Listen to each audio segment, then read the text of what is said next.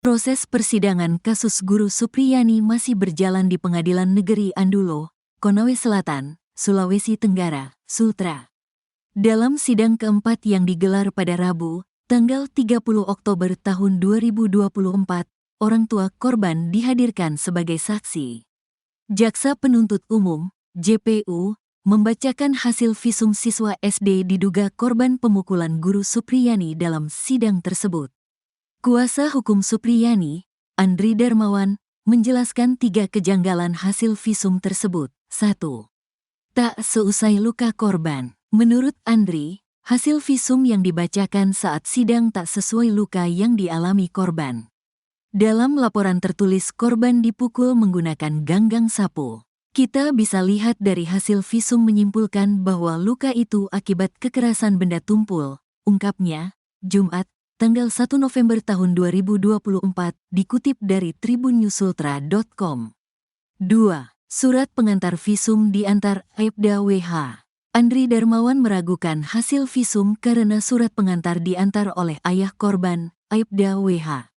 Seharusnya surat pengantar visum diantar oleh penyidik dan status Aibda WH sebagai pelapor. Waktu visum tidak ada penyidik yang mengantar, malahan dibawa sendiri orang tua korban, jelasnya. Menurutnya, ada kesalahan prosedur yang dilakukan penyidik Polsek Baito sehingga surat pengantar visum ada di tangan orang tua korban. Walaupun dia, Aibda WH, masih anggota polisi tapi kan itu bukan tupoksi dia. Karena itu kewenangan penyidik, tandasnya. 3. Dikeluarkan dokter umum bukan dokter forensik. Selain itu dokter yang mengeluarkan hasil visum diragukan kompetensinya. Siapa yang bisa menjamin kalau surat visum itu hasil kompromi orang tua korban dengan dokter? Makanya kami meminta dihadirkan dokter yang buat surat visum, tapi nyatanya tidak dihadirkan di persidangan kemarin, tegasnya.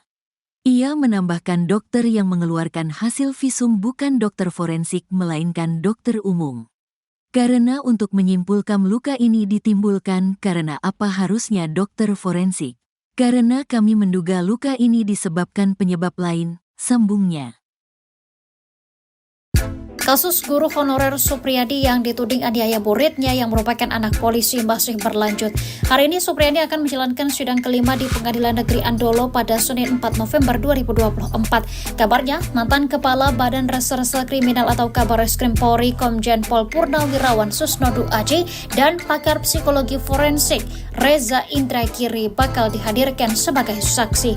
Susnodu Aji dan Reza Indragiri bakal memberikan penjelasan tentang kasus Supriyadi yang dituding menganiaya muridnya. Kuasa hukum Supriyadi, Andri Darmawan, mengatakan selain menghadirkan 2 saksi, pihaknya juga bakal menghadirkan 1 saksi lain. Andri berujar Susnodu Aji dan Reza akan memberikan kesaksian secara virtual lewat Zoom.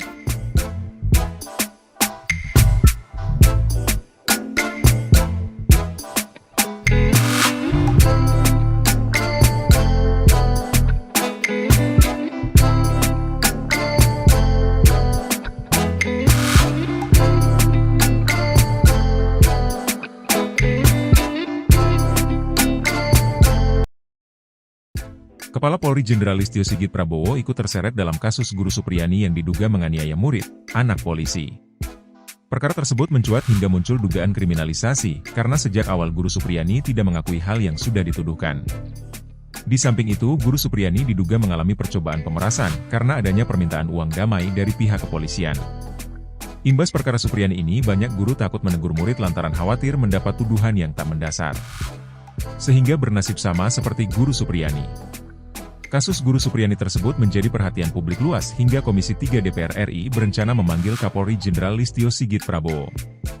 Rencana Komisi 3 DPR RI memanggil Kapolri guna mendiskusikan kasus dugaan penganiayaan yang menyandung guru honorer bernama Supriyani di Kabupaten Konawe Selatan, Sulawesi Tenggara. Supriyani diduga menganiaya siswanya yang merupakan anak seorang polisi. Kasus yang mendapat sorotan luas itu kini dalam proses persidangan di PN Andolo, Konawe Selatan.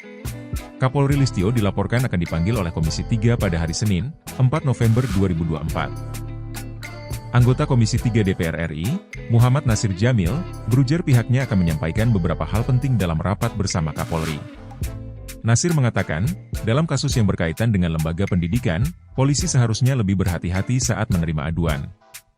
Menurut dia, hal seperti itu justru bisa membuat para pendidik takut menegur ataupun menasihati muridnya. Setelah kasus Supriyani viral dan disorot, memang muncul konten yang isinya guru enggan menegur siswanya kendati melakukan kesalahan. Nasir khawatir perubahan sikap guru bisa berpengaruh dalam dunia pendidikan. Dia menyampaikan bahwa Komisi 3 tak akan diam saja sehubungan dengan kasus yang membelit Supriyani. Menurut dia, kasus Supriyani menarik. Pasalnya, kata Nasir Jamil, Supriyani sebagai guru seakan-akan tidak mendapat perlindungan. Kata Nasir, dalam rapat dengan Kapolri, akan dibahas pula pendekatan restoratif justice yang dilakukan kedua belah pihak, tetapi belum membuahkan hasil. Dia meminta jika kedepannya ada kasus yang mirip dengan kasus Supriyani, terduga pelaku tidak langsung ditetapkan sebagai tersangka. Lebih baik dilakukan pendekatan restoratif justice dengan pemulihan kedua belah pihak.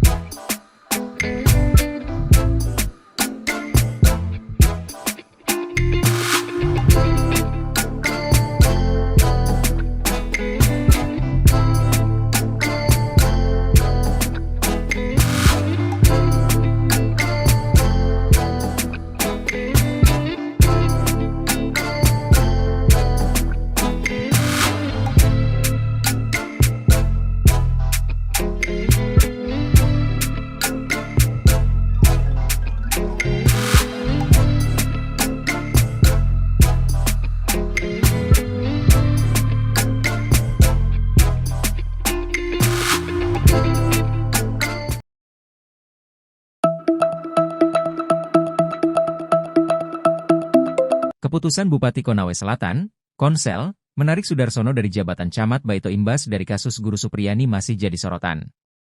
Salah satu yang menyoroti tajam adalah anggota DPR RI Rieke Diah Pitaloka. Rieke menegaskan bahwa Bupati tak bisa mencopot camat yang merupakan ASN begitu saja, karena pencopotan itu harus dapatkan izin dari Mendagri karena mendekati pilkada. Dalam UU tertulis jika Bupati atau Wakil Bupati dilarang melakukan penggantian pejabat 6 bulan sebelum tanggal kecuali dapat persetujuan tertulis dari Menteri. Rieke lantas membacakan ancaman sanksi pidana bagi Bupati Konawe sebagaimana yang telah diatur UU. Sanksi tersebut berupa penjara paling singkat 1 bulan atau paling lama 6 bulan dan denda Rp600.000 hingga Rp6 juta. Pelanggaran Bupati yang dimaksud yakni, pemecatan tanpa izin Menteri Dalam Negeri, aspek kewenangan hingga aspek prosedural.